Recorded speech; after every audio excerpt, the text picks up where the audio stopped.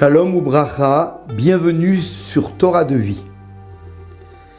Nous allons avoir le privilège de répéter et d'expliquer un Mahamar chassidique, ce qui signifie un discours, une interprétation chassidique d'un passage de la Torah.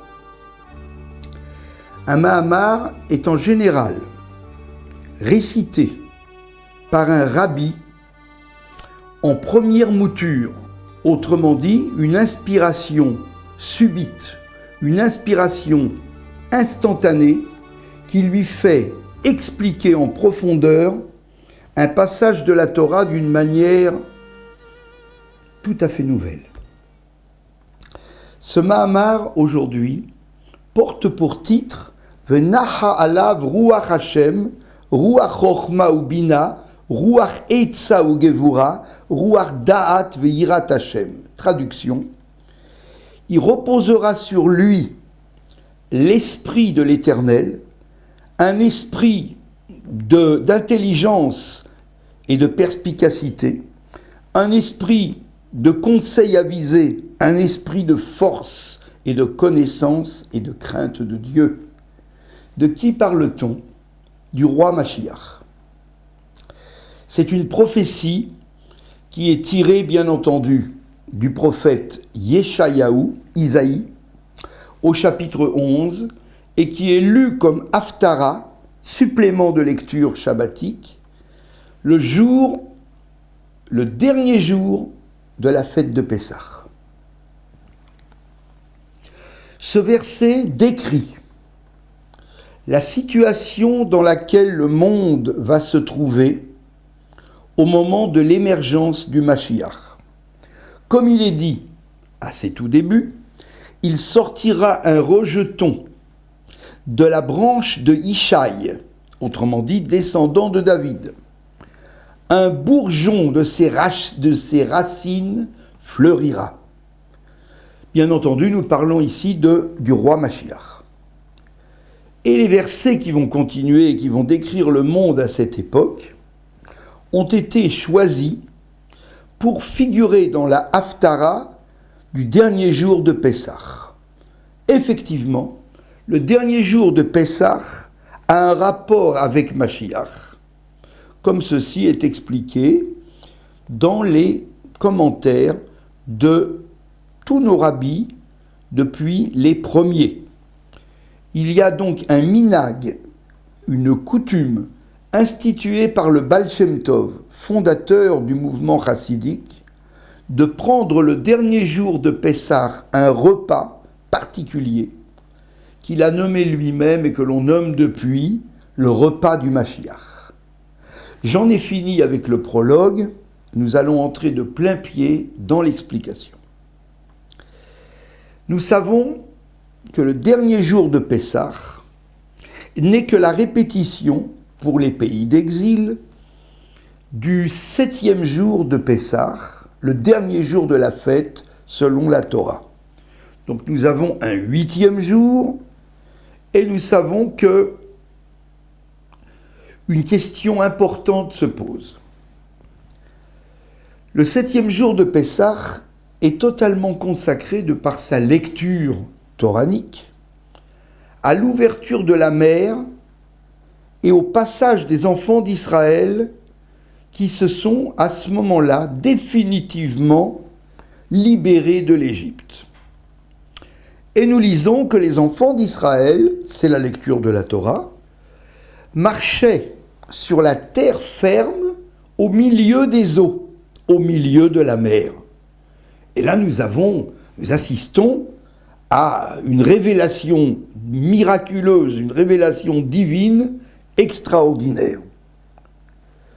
Et nous savons aussi, par les écrits chassidiques plus profonds, qu'il y a eu ce jour-là une révélation du monde le plus haut, autrement dit du palier le plus haut dans la divinité, jusque sur la terre.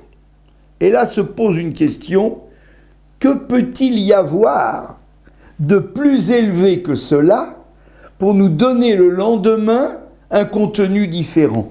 Autrement dit, le 8e jour de Pessah, où nous parlons de Mashiach, nous révélons ce qui se passera à la fin des temps, à la fin de l'histoire.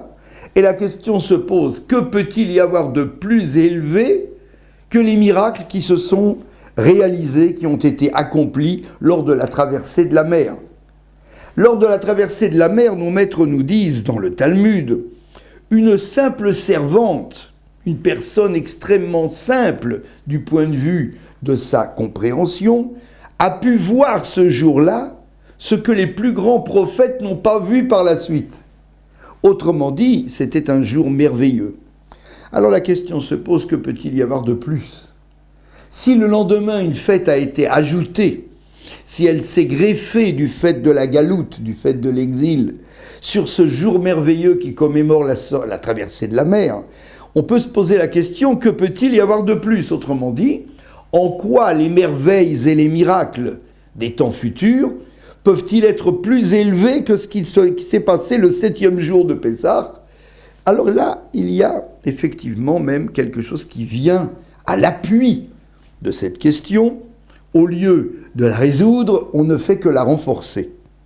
Nos maîtres nous disent, lorsque la délivrance future et finale s'accomplira, je te montrerai des merveilles semblables à ceux du jour où tu es sorti d'Égypte. Alors on vient renforcer, si les miracles des temps futurs sont en fait du même type, du même calibre que les miracles dont nous avons bénéficié lors de la sortie d'Égypte, on peut se poser la question, pourquoi avoir institué un jour supplémentaire le lendemain de ce 7e jour de Pessah? Alors, il faut encore ajouter quelque chose qui est également surprenant. Au temps futur, nous savons que la mer, qui est d'ailleurs appelée la mer des joncs dans la Torah, et jamais la mer Rouge, nous en ferons en d'autres occasions une petite explication. Il n'y a jamais eu de passage des enfants d'Israël par la mer Rouge, c'est une erreur historique et c'est surtout une erreur de traduction. La mer des joncs était une mer qui était située, qui était localisée à un endroit tout à fait différent. Donc nous laisserons ça pour l'instant de côté, nous l'appellerons la mer des joncs, pour ne pas entrer dans la polémique. Ce jour-là, dit la Torah, la mer fut transformée en terre sèche. Ils allèrent sur la terre sèche au milieu de la mer, ce qui veut dire que la mer était devenue terre sèche. Il y a eu donc une transformation. Alors que pour les temps futurs, au sujet des temps futurs, la Haftara, le texte que nous lisons, dit « La terre sera pleine de la connaissance de Dieu, de la même façon que la mer est remplie d'eau, de la même façon que les océans sont remplis d'eau. » Autrement dit, si l'on prend cette phrase au pied de la lettre, cela veut dire que la terre sera pleine comme la mer de secrets, de merveilleuses connaissances de Dieu. Nous dirons que ce jour-là, la terre sera devenue la mer. Alors il y a là une contradiction flagrante avec ce qui s'est passé il y a maintenant 3324 ans ou 25 ans. Là, la mer était devenue terre sèche, et là nous dirons que la terre deviendra comme la mer. Alors ça ajoute à la question du début, ça sera donc une deuxième question que nous devrons résoudre la prochaine fois, avec l'aide de Dieu. Il y a donc deux questions et je les récapitule et je les résume.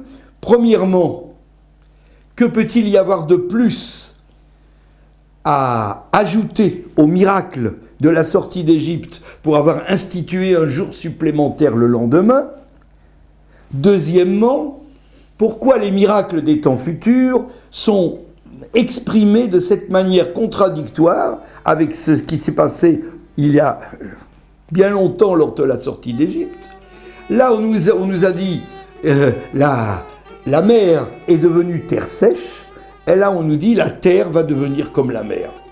Donc ce sont ces deux questions qui devront être résolues, et pas bien sûr de la manière littérale, ça va de soi, mais d'une manière introspective, d'une manière profonde, d'une manière ésotérique. Merci.